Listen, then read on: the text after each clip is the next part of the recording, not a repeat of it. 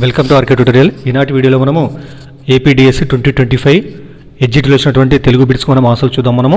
మరి Telugu బిట్లో first question చూద్దాం. First ఏముందంటే ఇక్కడ జతపరచండి అంట, క్రింది వాటిని జతపరచండి. మరి దీనికి ఆన్సర్ ఫస్ట్ వన్ ఆన్సర్ ఇక్కడ. మరి చూద్దాం ఫస్ట్ ఏముంది ఇక్కడ ఆన్సర్ ఫస్ట్ వన్ కాబట్టి నవంబర్ 7 దీనికి ఆన్సర్ ఫోర్త్ ఇక్కడ బాలల సంరక్షణ దినోత్సవము. నవంబర్ 7 బాలల సంరక్షణ దినోత్సవము. తర్వాత ఏప్రిల్ 23 దీనికి ఆన్సర్ ప్రపంచ పుస్తక దినోత్సవము. నెక్స్ట్ ఏం చిన్న ఇక్కడ ఆగస్ట్ 29 ఇక్కడ ఇది తెలుగు భాషా దినోత్సవం. ఆగస్ట్ 29 తెలుగు భాషా దినోత్సవము. నెక్స్ట్ లాస్ట్ది ఫిబ్రవరి 21 ఇది ప్రపంచ మాతృభాషా దినోత్సవం అన్నమాట. కాబట్టి మరోసారి చూద్దాము. నవంబర్ 7 బాలల సంరక్షణ దినోత్సవము, ఏప్రిల్ 23 ప్రపంచ పుస్తక దినోత్సవము, ఆగస్ట్ 29 తెలుగు భాషా దినోత్సవము, తర్వాత ఫిబ్రవరి 21 ప్రపంచ మాతృభాష దినోత్సవం. ఇవి వీటికి ఆన్సర్ అవుతాయి. మరి నెక్స్ట్ క్వశ్చన్ చూద్దాము. క్రింది వాక్యాలలో కుసుమ ధర్మాన గురించి రాయండి. గురించి సత్యాలు ఇక్కడ. క్రింది వాక్యాలలో కుసుమ ధర్మాన గురించి సత్యాలు అంటే ఇక్కడ మరి దీనికి ఆన్సర్ ఏమి ఇచ్చినాడు ఇక్కడ. దీనికి ఆన్సరు తాడవని ఇక్కడ. తాడంటే ఇక్కడ మనకు మొదటి ఆ కాకుండా మిగతా 3 కూడా ఆన్సర్లు అంటే ఇక్కడ. మరి కుసుమ ధర్మన్న గారి గురించి సత్యాలు ఇక్కడ ఏమంటే పెద్ద ఆ చూద్దాం. ఇక్కడ మనము వీరు హరివంశ శతకం రాశారు. వీరు హరిజన శతకం రాశారు. తర్వాత వీరికి సంస్కృతము, ఆంగ్లము, హిందీ భాషలలో పాండిత్యం కలదు. తర్వాత పెద్ద ఏముంది ఇక్కడ వీరు మా కొద్దీ తెల్లదొరతనము రాశారు. కుసుమ ధర్మన్న యొక్క సత్యాలు ఏమంటే ఇక్కడ వీరు హరిజన శతకం రాశారు. వీరికి సంస్కృతము, ఆంగ్లము, హిందీ భాషలలో పాండిత్యం కలదు. వీరు మా కొద్దీ తెలియదర్థం అనేటువంటి దాన్ని కూడా రాయడం జరిగింది. ఇవి ఆన్సర్లు అవుతాయి అన్నమాట. మరి నెక్స్ట్ క్వశ్చన్ చూద్దాము. అష్టఘంటాలు అనే పేరుతో రాతగాళ్లను నియమించి తన గ్రంథాలకు ప్రతులు రాయించి పంచినటువంటి విదూషిమణి ఎవరంటే దీనికి answer second one Tarikonda Vengamamba. చూద్దాం మనము. అష్టఘంటాలు అనేటువంటి పేరుతో రాతగాళ్లను నియమించి తన గ్రంథాలకు ప్రతులు రాయించి పంచినటువంటి విదూషిమణి ఎవరంటే ఇక్కడ తరిగొండ వెంగమాంబ. మరి నెక్స్ట్ క్వశ్చన్ చూద్దాము. క్రింది వాణిలో భవమోహపాశములు అనేటువంటి సమాస పదానికి సంబంధం లేనిది. దీనికి ఆన్సర్ ఏమంటే ఫస్ట్ ఆన్సర్ ఏమంటే బాధ అనమాట. ఇక్కడ క్రింది వాణిలో భవమోహపాశములు అనేటువంటి సమాస పదానికి సంబంధం లేని బాధ అనమాట. మరి మిగతావన్నీ కూడా దీనికి సంబంధం ఉన్నటువంటివే. ఏమిచ్చింది ఇక్కడ పుట్టుక, వలపు, త్రాడు.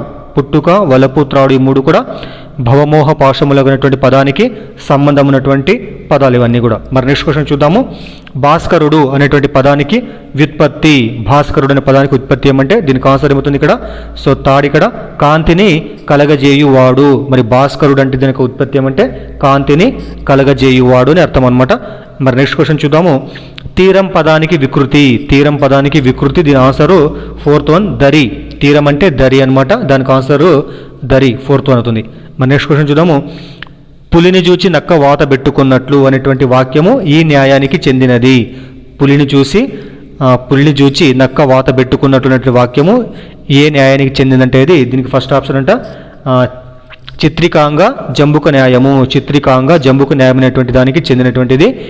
పులిని చూచి నక్క వాత పెట్టుకున్నటువంటి పదం అనమాట. అది ఆ వాక్యం అనమాట. మరి నెక్స్ట్ క్వశ్చన్ చూద్దాము. ఇంగ్లీష్ భాష మనకు అవసరమే, అంతవరకే దాన్ని వాడుకుంటాము. మన భాషని సంస్కృతిని ఎందుకు వదిలేసుకుంటాము? మమకారం పాఠంలో ఈ మాటలు ఎవరన్నారంటే దీనికి ఆన్సర్ సెకండ్ ఇక్కడ సత్యము రాజుతో అన్నాడు. సెకండ్ ఆప్షన్ అవుతుంది ఇక్కడ. మరోసారి చూద్దాము.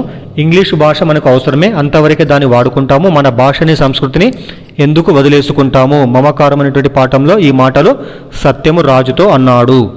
మరి నెక్స్ట్ క్వశ్చన్ చూద్దాము. క్రింది పద్యపాదాలను సరైన క్రమంలో అమర్చండి. మరి దీనికి ఆన్సర్ ఏమి ఇచ్చినాడు ఇక్కడ ఫోర్త్ అంటే ఇక్కడ ఫస్ట్ పెద్దయి, తర్వాత అనమాట. మరి చూద్దాము. పెద్దయి ఇక్కడ ఏమని చెప్పండి. ఇక్కడ పెద్దయి ఫస్ట్ ఇక్కడ దీనికి ఆన్సర్ ఫోర్త్ కాబట్టి సంపదల తెలునప్పుడుచ్చ కములాడి ఇది ఈ అనమాట. తర్వాత పెద్ద ఏముంది ఇక్కడ అన్నదమ్ముడు ఎనువార లాప్తవరులే. తర్వాత చిన్న కష్టదినములనే దిక్కుగాంచినప్పుడు నెక్స్ట్ ఈ కాబట్టి చేయి అందించు వారిపో చెలిమి కాండ్రు. సరే దీనికి ఆన్సర్ ఫోర్త్ ఇచ్చినాడు ఇక్కడ. ఫోర్త్ చూడండి ఇక్కడ మీరు ఆన్సరు పెద్ద ఈ తర్వాత పెద్ద ఆ తర్వాత చిన్న ఆ తర్వాత చిన్న ఈ అనమాట. ఇది ఆన్సర్ అవుతుంది. మన నెక్స్ట్ క్వశ్చన్ చూద్దాము. క్రింది వాటిలో ఆమ్రేడితం కలిగిన సంధి పదము. క్రింది వాటిలో ఆమ్రేడితం కలిగిన సంధి పదం ఏమంటే ఇక్కడ దీనికి ఆన్సర్ తాడు. ఇక్కడ పట్టపగలు. పట్టపగలు అనేటువంటిది మనకి ఇక్కడ ఆమ్రేడితము కలిగినటువంటి సంధి పదం కావడం జరుగుతుందన్నమాట. తర్వాత క్వశ్చన్ చూద్దాము. క్రింది సమాస పదాలను సమాసం పేర్లతో జతపరచండి. క్రింది సమాస పదాలను సమాసం పేర్లతో జతపరచండి. మరి దీనికి ఆన్సర్ సెకండ్ ఇచ్చినాడు ఇక్కడ. సెకండ్ చూద్దాం ఇక్కడ మనము. సో ఫస్ట్కి డి కాబట్టి అహర్నిశలు. అహర్నిశలు అంటే ఇక్కడ ద్వంద్వ సమాసము. అహర్నిశలు ద్వంద్వ సమాసం అవుతుంది. తర్వాత మందారధామం. మందారధామం ఇది తృతీయ తత్పురుష సమాసం అవుతుంది. మందారధామము తృతీయ తత్పురుష సమాసము.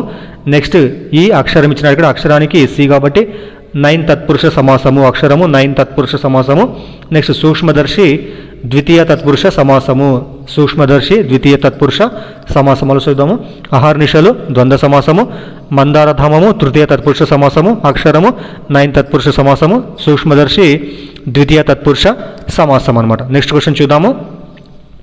క్రింది వాణిలో హగణం. హిందీ వాళ్ళు హా గణం ఏంటంటే ఇక్కడ. సో దీనికి ఫస్ట్ ఆన్సర్ నవ్వు అనమాట. మరి నవ్వులు ఉన్నటువంటి ఆ యొక్క విలువలు ఏమి అక్కడ ఏమనంటే గురువు తర్వాత లఘువు. గురువు తర్వాత లఘువు అనమాట. క్రింది వాళ్ళు హగణం అంటే ఇక్కడ నవ్వు అనమాట. గురువు లఘువు. మరి తర్వాత క్వశ్చన్ చూద్దాము. సీతముఖం చంద్రబింబమా అన్నట్లున్నది. సీతముఖము చంద్రబింబమా అన్నట్లున్నది అనేటువంటి వాక్యంలో అలంకారము. దీనికి అలంకారం ఏమంటే దీని యొక్క పేరు ఉత్ప్రేక్ష అలంకారము. ఫోర్త్ ఆప్షన్ ఇక్కడ ఉత్ప్రేక్ష అలంకారము.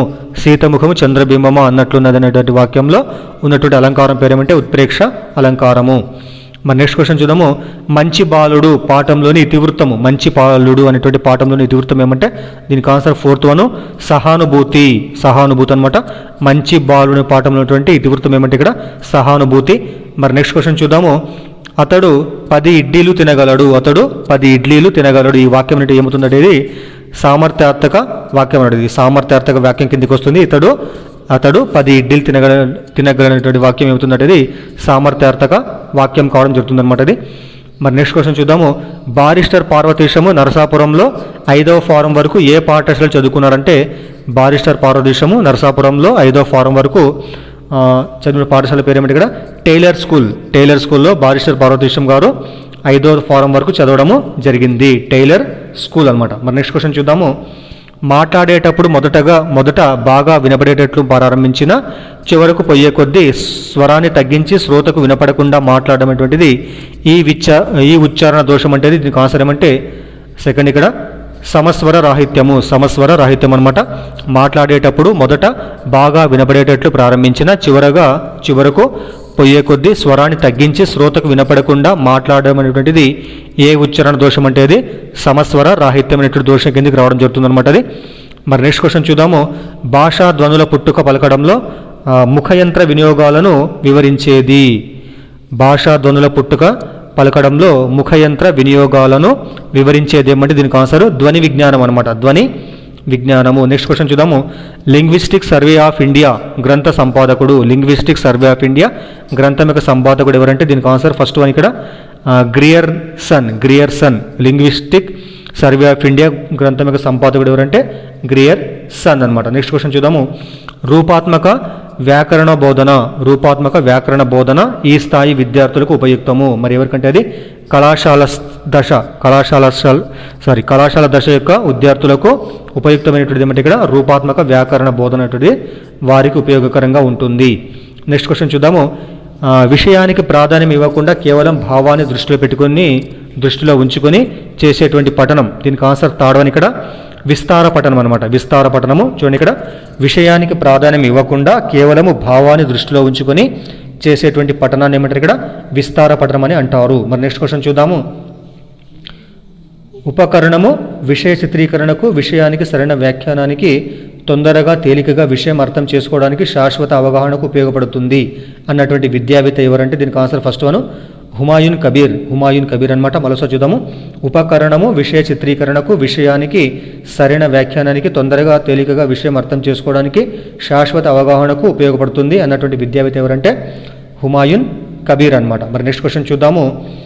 సారస్వత సమావేశాల్లో నిర్వహించడము పాల్గొనడం అనేటువంటి స్పష్టీకరణ ఈ లక్ష్యానికి చెందుతుంది. మరి దీనికి ఆన్సర్ సెకండ్ వన్. ఇక్కడ సెకండ్ ఏముంది, ఇక్కడ భాషాభిరుచి. చూడండి ఇక్కడ సారస్వత సమావేశాలు నిర్వహించడము, పాల్గొనడం అనేటువంటి స్పష్టీకరణ. ఏ లక్ష్యం అంటే అది భాషాభిరుచి అనేటువంటి లక్ష్యానికి చెందుతుందన్నమాట అది. మరి నెక్స్ట్ క్వశ్చన్ చూద్దాము. వ్యాసరూప ప్రశ్నల ప్రయోజనం కానిది. వ్యాసరూప ప్రశ్నల ప్రయోజనం కానిది ఏమంటే ఇక్కడ మరి దీనికి ఆన్సర్ థర్డ్ ఇచ్చినట్టు. ఇక్కడ థర్డ్ ఏముంది, ఇక్కడ ఎక్కువ ప్రశ్నల ద్వారా ఎక్కువ పాఠ్యాంశాలు పరీక్షించవచ్చు అంటే ఇది వ్యాసరూప ప్రశ్నల యొక్క ప్రయోజనం కాదనమాట. ఇది థర్డ్ వన్ మనకు ఆన్సర్ అవుతుంది. మరి వ్యాసరూప ప్రశ్నల యొక్క ప్రయోజనాలు ఇక్కడ ఏమనంటే 1, 2, 4 అనమాట. చూద్దాం. ఇక్కడ మనము విద్యార్థులకు అభిప్రాయ వ్యక్తీకరణలో స్వేచ్ఛ ఉంటుంది. తర్వాత సమస్య పరిష్కారాలు, విశ్లేషణలు, చర్చలకు తావు ఉంటుంది. అదేవిధంగా ఫోర్త్ ఏముంది, ఇక్కడ సృజనాత్మకత, రచనాశక్తులు తెలుసుకోవచ్చు. ఈ 1, 2, 4 అనేటువంటివి వ్యాసరూప ప్రశ్నల యొక్క ప్రయోజనాలు అనమాట. కానీ థర్డ్ వన్ మాత్రము దాని యొక్క ప్రయోజనం కాదనమాట. ఇవి మనకు తెలుగులో వచ్చినటువంటి బిట్స్ అనమాట. సో దయచేసి వీడియో ఉపయోగపడితే లైక్ చేయండి, అదేవిధంగా ఛానల్ని సబ్స్క్రైబ్ చేయండి. Thank you.